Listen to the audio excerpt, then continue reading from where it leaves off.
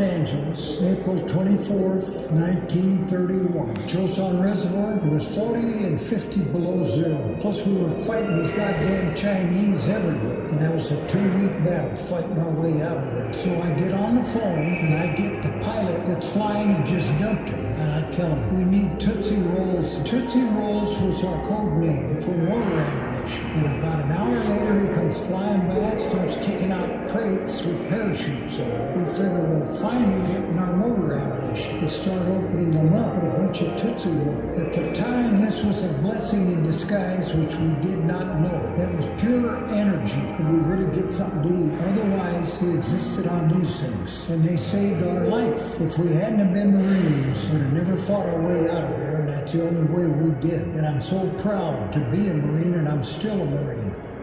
To Huntington, West Virginia. I went to Korea with 1st Battalion, 34th Infantry, 24th Infantry Division. 5th of July. I was a machine gunner. Started out as a BAR man. We went up on mine. The 21st already had a company over there, and they were being handled pretty roughly by the North Koreans. They were shot up on the hill. And we backed up. We went up and Shadrick got killed at the first U.S. casualty of the Korean War. He was from West Virginia also. He didn't have any tanks or anything either. Our weapons, half of them wouldn't fire. I don't know what he did, because we had defensive lines set up. But we didn't last very long because the North Koreans circumvented us and went around us. There were so many of them, that we were really up against an adversary that was well trained. They had better equipment than we had. We would fight all day and then walk all night back to another defensive position. Dig in, fight all day again, and then you were beat. And we just kept on moving. You have no rights. Your life is totally dominated by a dictator. We fought about every country in the world, protecting from communism. It was my honor to be there, save that great country. 1932, born in Stockton, California. When I went to Korea in September of 1950.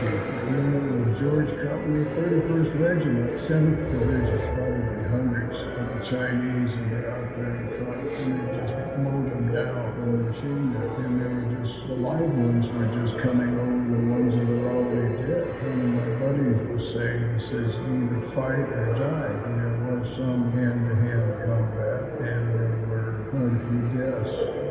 3 nights, a couple days, and I kept saying to myself, am I ever going to go home? I think everybody wished that when they were over. Hank Paul, he got gut shot and he died in my arms. And from that day forward, I told myself, if we had to do it over again, I would gladly go over there and do the same thing. I just hate the world my dad said. Live for today, tomorrow will never come.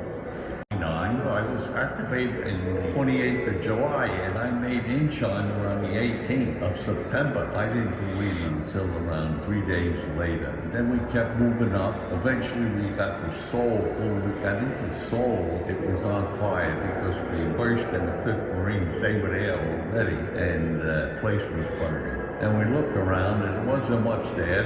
We left Seoul, we kept going up and up and up. Eventually, we wound up at the Chosin Reservoir. We were there for a couple of days, right by the Yellow River. Well, we had Thanksgiving, and they brought up trucks. They had a full field kitchen. We had turkey, ham, and sweet potatoes, mashed potatoes, everything. It was a beautiful Thanksgiving. They show you a satellite of Korea. One is lit up, and the other one is in darkness. Well, don't forget what we done. That's all.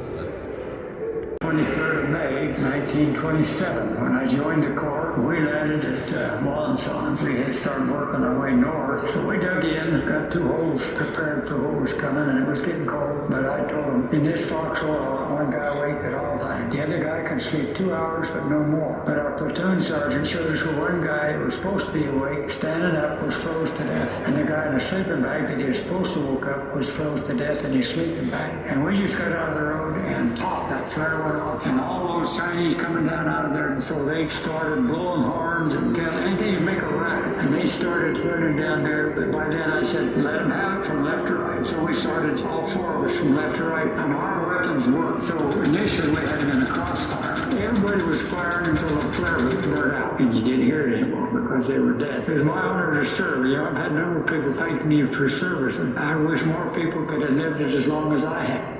1932 in Roanoke, Virginia. I landed in Wonsan on November the 2nd, 1950. When the Marines began to come out of the Joseph Reservoir, they all were back, evacuated from Dam. Well, my squad, 11 of us, got picked to go back up about 30 miles to destroy everything at that depot. But then the Chinese had taken over way below us, so we were stranded behind enemy lines. We decided to walk out. That was another 6 or 7 days, but we had no food. Finally got to Hanoi, which was in December 20th. All the ships were full, and they had taken on North Korean refugees, and there was no place for us except down in Japan. I think that if it had not been the United States and 17 other countries, that Korea would not be what it is today. But you look at what's happening in Korea today, it's like a miracle, and it keeps happening.